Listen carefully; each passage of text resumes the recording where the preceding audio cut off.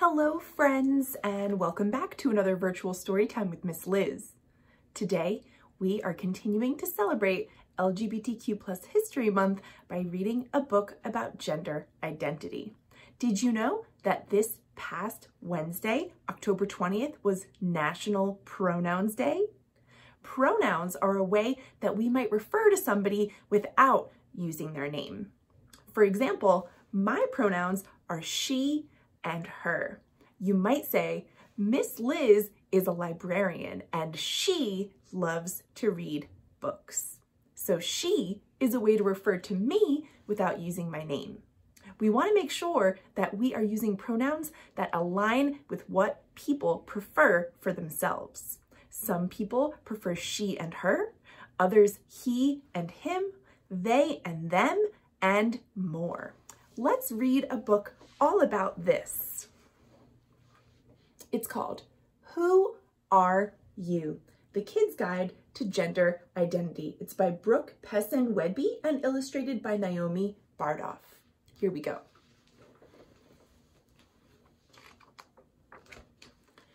Who are you? The Kid's Guide to Gender Identity.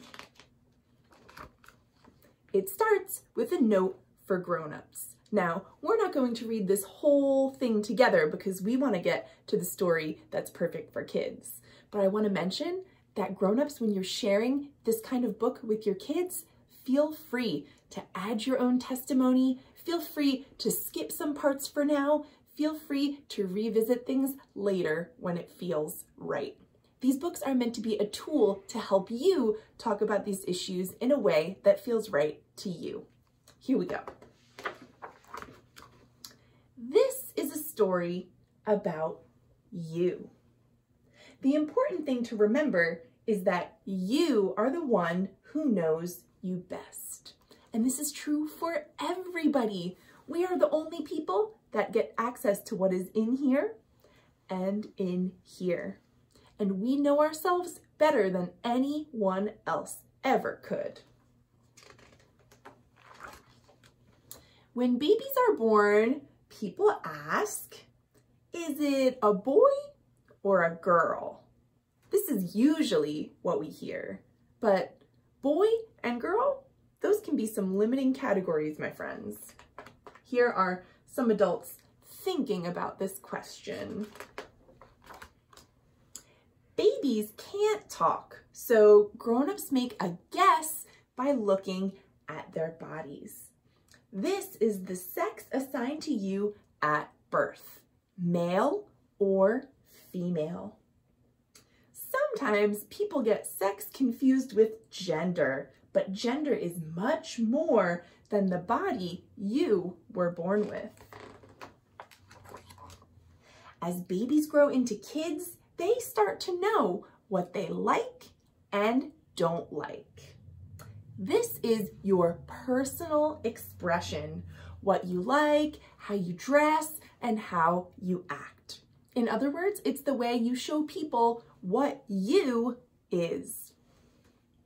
There are so many ways to express yourself, and what you like can change as you grow up and even from day to day. Look at these types of expression we see here. In the clothes they're wearing, in what they're making with their hands, in what they're reading, in how they talk and play. What do you like? I like these pages because if you check this book out for yourself, you can take time to look at the things in the picture and decide what speaks to you. In this page, we see so many different toys.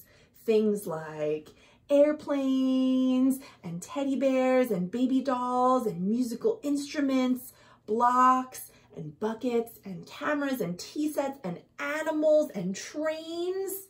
So many things. And how about this page? This is filled with more things that you can look at and decide what you like. These are mostly things that we wear, like shoes and dresses, hats, pants, fairy wings.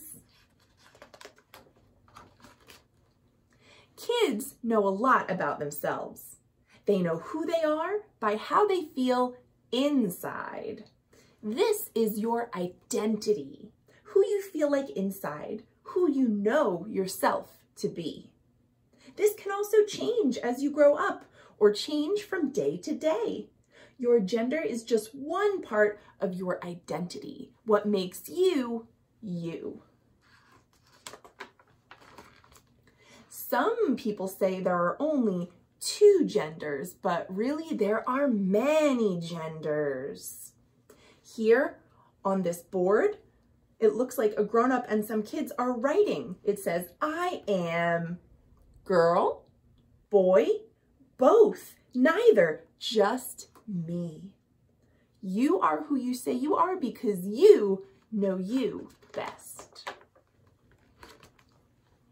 For some people, the grown-ups guessed right about their body and their gender. This is called cisgender, when someone's identity matches their sex assigned at birth. And for some people, there are more than just 2 choices.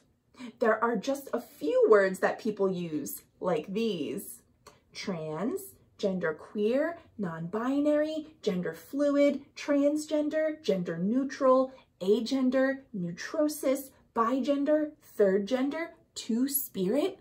These are all words we can use to describe genders that are not just male or female. And there are even more words people are using to describe their experience. This is called the gender spectrum. Imagine a rainbow, and all the different ways people feel might be found somewhere on that rainbow.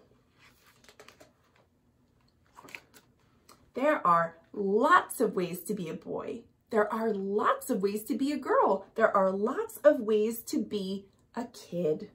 Be who you are. And it's okay if you're not sure right now. Everybody, even grown-ups, can be in the process of figuring out exactly who they are. The important thing is that we try our best to understand ourselves and help other people understand us too. This is how we really get to feel loved and accepted for who we are. And now, at the end of the book here, there's even more information for grown-ups and different ways that you might talk to kids about these topics, depending on how old they are or what the topic is. And then finally, at the end of this book, there is a really cool thing called the gender wheel. Look at it here. I can just pull it right out of this little pocket in the back of the book.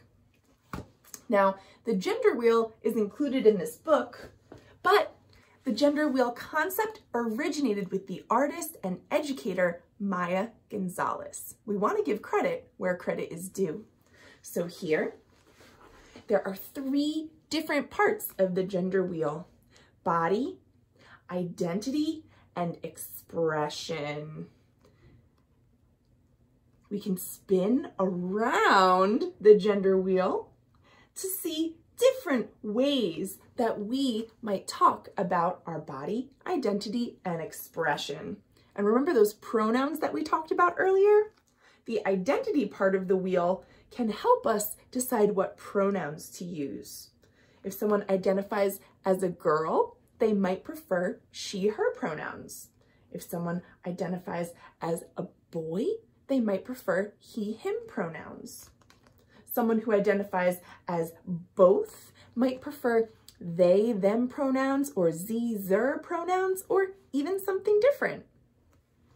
And finally, in expression, we see lots of options about what we like and don't like jeans, boots, nail polish, sandals, vests, gardening, climbing trees, drawing, dress up, cooking, swimming, painting.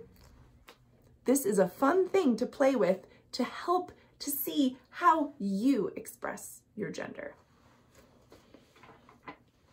And again, friends, all of this was found in this book, Who Are You? The The Kid's Guide to Gender Identity. I hope you enjoyed the story today. I hope you enjoyed reading it with me as much as I enjoyed reading it to you. And I will see you all soon for more great books. Thanks for watching.